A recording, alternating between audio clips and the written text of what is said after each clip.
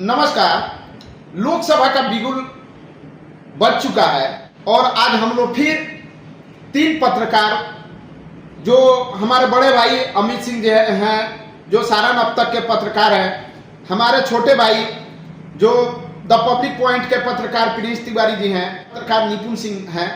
हम लोग से बहुत लोग खबर फोन करके पूछता है कि सिवान का क्या समाचार है, किसको टिकट मिल रहा है। बहुत लोग इनसे फोन करके पूछता है कि महाराजगंज का क्या सिचुएशन है, किसको टिकट मिल रहा है, क्योंकि अभी कुछ पार्टियां हैं जो अपना कैंडिडेट क्लियर नहीं कर पाई है। एक इस बीच में एक बात हम आपको बता दें, आप लोग पीछे में भी हम लोग का डिबेट देख चुके हैं और बहुत सारे लोग का डिमांड था कि आप लोग डिबेट बनाना जो है, आपस में जो चर्चा आप लोग कर रहे थे उसको क्यों छोड़ दिए। तो बहुत सारे जो हम लोग का कमेंट आया हुआ था, बहुत सारे मैसेजेस आए थे, तो उस पर फिर आज से हम लोग जो हैं वो एक चर्चा शुरू करने जा रहे हैं और चर्चा में फिर जैसे जैसे हम लोग टाइम मिलते जाएगा वैसे वैसे प्रत्येक विधानसभा का हम लोग पर चर्चा का और वहां किस तरह की राजनीतिक खेल चल रही है वो हम लोग आप लोग के सामने लाने का कोशिश करेंगे। तो लोगों का मांग था कि आप लोग नेताजी लोग से जुड़े हुए हैं, आप लोग हमेशा क्षेत्र में रह रहे हैं, तो आप लोग को थोड़ा खबर ज्यादा है। तो हम आपको बता दें कि आज हम लोग बात करेंगे सीवान लोकसभा क्षेत्र पे। तो लोकसभा क्षेत्र की बात कर रहे हैं तो आपको बता दें कि यहाँ पे मुख्य चेहरा कौन सी है और किसको आप पसंद कर सकते हैं, किसको नापसंद कर सकते हैं, ये तो आपकी सोच है। तो आपको हम सबसे पहले बता दें कि सबसे बड़ी पार्टी बीजेपी का जो एनडीए गठबंधन है उसके तरफ से यहाँ पे सीट जदयू को गया। तो जदयू से ऐसे कैंडिडेट को यहाँ पे लाया गया जो कभी जदयू में थी ही नहीं, वो चेहरा एकदम नया है। हाँ, उनके पति की बात करें तो वो पहले माले नेता हुआ करते थे, फिर जब एक दौड़ आया, एक समय आया तो जीरादेई से जदयू के विधायक बने 2015 से 2020 तक। फिर उनकी एक अपने समाज की जिस जाति से वो बिलोंग करते हैं, कुशवाहा जाति से, तो उपेंद्र कुशवाहा की एक पार्टी आई, उस पार्टी के वो सदस्यता ग्रहण कर लिए जदयू को छोड़ के। फिर आज जब संभावनाएं बढ़ी, जब 2020 में रमेश सिंह कुशवाहा को टिकट नहीं मिला तब वो जाकर के उपेंद्र कुशवाहा के पार्टी में शामिल हो गए और प्रदेश अध्यक्ष भी बने। और फिर जब उपेंद्र कुशवाहा की पार्टी जब जदयू में विलय हुई तो फिर इन्होंने सदस्यता छोड़ दिया और नाराज रहे उपेंद्र कुशवाहा से। उसके बाद फिर जब उपेंद्र कुशवाहा संसदीय बोर्ड के अध्यक्ष जदयू के हुआ करते थे, फिर उन्होंने इस्तीफा दे करके एमएलसी पद से इस्तीफा दे करके फिर अपनी पार्टी गठन किया, फिर इन्होंने जाकर के उपेंद्र कुशवाहा के साथ प्रदेश अध्यक्ष बन गए। अब बता दें आपको हम कि पहले टिकट की चर्चा रमेश सिंह कुशवाहा की चल रही थी, लेकिन आपने सीवान की खबरों में देखे होंगे कि मंटू दुबे जो थे उनकी भाई की हत्या कर दी जाती है और उस हत्या में वो गवाह हैं और गवाह के रूप में वो गवाही देने लगे कि मेरे भाई पे डायरेक्ट गोली रमेश सिंह कुशवाहा चलाए हैं। अब इसमें कितनी सच्चाई है वो तो प्रशासन की देखरेख में है। तो वहां से उनका टिकट कट जाता है और फिर अपनी पत्नी को वो आगे कर देते हैं, जो कि एक नई चेहरा है जिनका नाम विजय लक्ष्मी है, और उनकी सदस्यता दिलाई जाती है और फिर उनको सीवान से जदयू से टिकट देके लोकसभा प्रत्याशी बनाया गया।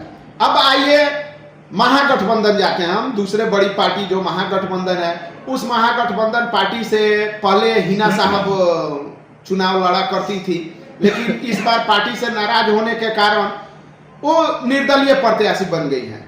ये भी अटकलें बहुत तेज हुई, खबर बहुत तेज चली कि उनको फोन करके लालू यादव मनाने की भी कोशिश की है, लेकिन जनता का मूड देख के वो पार्टी को त्याग दी और निर्दलीय लड़ने का फैसला कर लिया। नहीं, कहीं ना कहीं उनको जो पार्टी त्यागने का रीजन था वो रीजन यह भी था कि तेजस्वी यादव जब सिवान में आए थे तो उनको पूछे तक भी नहीं थे। 2019 तक जो है, 2019 में भी जो लोकसभा का चुनाव हुआ था उसमें भी राजद के कैंडिडेट हिना साहब ही थी।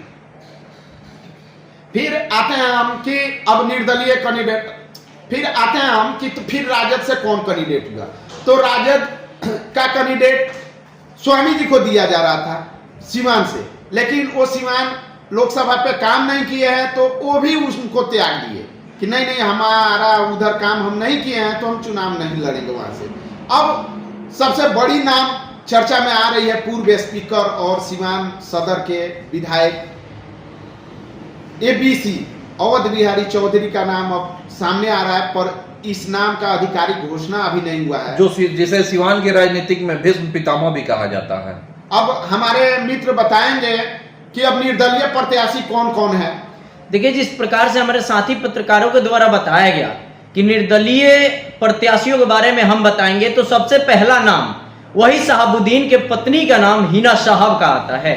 हिना साहब राजद को इसलिए त्याग दिया क्योंकि जो जनता का मूड था और रुख था, जिस प्रकार से राजद के द्वारा इनको दरकिनार किया गया था, उस वजह से जनता आज उनके साथ है और इसीलिए उन्होंने राजद ज्वाइन नहीं किया। दूसरा मैं चर्चित चेहरा और चर्चित नाम मैं बता दूं, निर्दलीय में जीवन यादव का आता है।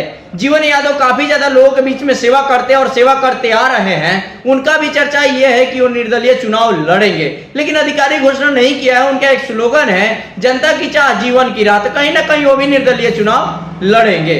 अब इस पे हम एक बड़ी बात आपको बता देते हैं कि जीवन यादव का कहना है कि अगर सीमान में धोती कुर्ता वाले चुनाव लड़ेंगे, उनका सीधा सीधा टारगेट था एबीसी अवध बिहारी चौधरी, जो कि धोती कुर्ता पहनते हैं, सीमान में इकलौता नेता है जो धोती कुर्ता पहनते हैं। अगर अवध बिहारी चौधरी चुनाव लड़ेंगे तो उनके खिलाफ हम चुनाव लड़ेंगे। अगर माले नेता अमर यादव चुनाव लड़ते हैं, दूसरा वो नेता है जो धोती कुर्ता पहनते हैं, तो हम उनके खिलाफ भी चुनाव लड़ेंगे। जिस प्रकार से तीसरा नाम और चर्चा का जो विषय बना हुआ है निर्दलीय में, प्रकाश मणि लगातार फॉरेन कंट्रीज में अच्छी खासी नौकरी, पैकेज वाला नौकरी छोड़ करके लगातार 2020 से क्षेत्र में बने हुए और जनता की एक एक मूलभूत समस्याओं के साथ देखने को और सुनने का काम कर रहे हैं। बता दें आपको कि सबसे एजुकेटेड पर्सन सीमान में जितने भी नेता हैं, उन सब में सबसे एजुकेटेड व्यक्ति निर्दलीय प्रत्याशी जो प्रकाश मणि तिवारी हैं वो हैं। प्रकाश मणि का वोट महिलाओं के बीच में छुपा है। मैं क्यों कह रहा हूं, क्योंकि लगातार डोर टू डोर जिस प्रकार से कैंपेन करके महिलाओं से जुड़ने का काम किया है, एक एक मूलभूत समस्या, महिलाओं की पति की नशे की गिरफ्त में जाने की समस्या हो, उनके पुत्र को नशे की गिरफ्त में जाने की समस्या हो, या फिर उनके पुत्र या पुत्री को रोड एक्सीडेंट में मारे जाने की खबर हो, मार्केट में शौचालय, सुलभ शौचालय की व्यवस्था ना हो, इस वजह से महिलाएं उनसे काफी ज्यादा जुड़ी हुई है। प्रकाश मणि के बारे में एक और बात हम बता दें कि अभी तक जो भी प्रत्याशी हैं सिवान में, जो भी घोषणा कर चुके हैं, उनके पास किसी के पास कोई विजन नहीं है। उनका क्या विजन है, वो सिवान के लेकर के क्या सोच रहे हैं, उनका रोड मैप क्या है। लेकिन प्रकाश मणि तिवारी जो है वो अपना विजन और रोड मैप तैयार करके रखे हुए हैं कि अगर सिवान की जनता हमें चुनती है तो हम जो है वो सिवान को क्या करेंगे, किस तरह से सजाएंगे, ये उनका विजन क्लियर है। अब हम आपको बता दें कि कौन किसका खेल बिगाड़ सकता है। तो सबसे बड़ी बात सामने ये आ रही है कि अगर महागठबंधन से अवध बिहारी चौधरी आते हैं तो जीवन यादव उनका खेल बिगाड़ देंगे, क्योंकि जीवन यादव इतना समाज सेवा कर चुके हैं सीमान में, लोगों का, गरीबों का। उनके वोट में जो भाजपा से बगावत करके अगर ओम प्रकाश यादव भी जा रहे हैं, ओम प्रकाश यादव नहीं जाएंगे, उनके समधी हैं और कहीं ना कहीं वो ये सोच रखते हैं कि अगर सीमान सदर से वो चुनाव लड़ चुके हैं अवध बिहारी चौधरी के खिलाफ, और ओम प्रकाश यादव की सोच रहेगी कि अवध बिहारी चौधरी, तो अवध बिहारी चौधरी ओम प्रकाश यादव को हराए हैं। हाँ, तो ये भी एक सोच है कि अवध बिहारी चौधरी अगर वहां से चुनाव जीत जाते हैं लोकसभा का और वो संसद बनते हैं तो वहां की सीट खाली हो जाएगी, तो बीजेपी से हमको फिर से टिकट मिल जाएगा और हम अपनी दावेदारी ठोक सकते हैं। इसलिए वो अवध बिहारी चौधरी के खिलाफ चुनाव नहीं लड़ेंगे। जिस प्रकार से इनके द्वारा कहा गया कि अवध बिहारी का खेल कौन बिगाड़ेगा, लेकिन मैं आपको बता दूं प्रत्यक्ष रूप से जिस प्रकार से जनता का रुख है, निर्दलीय की तरफ रुख है।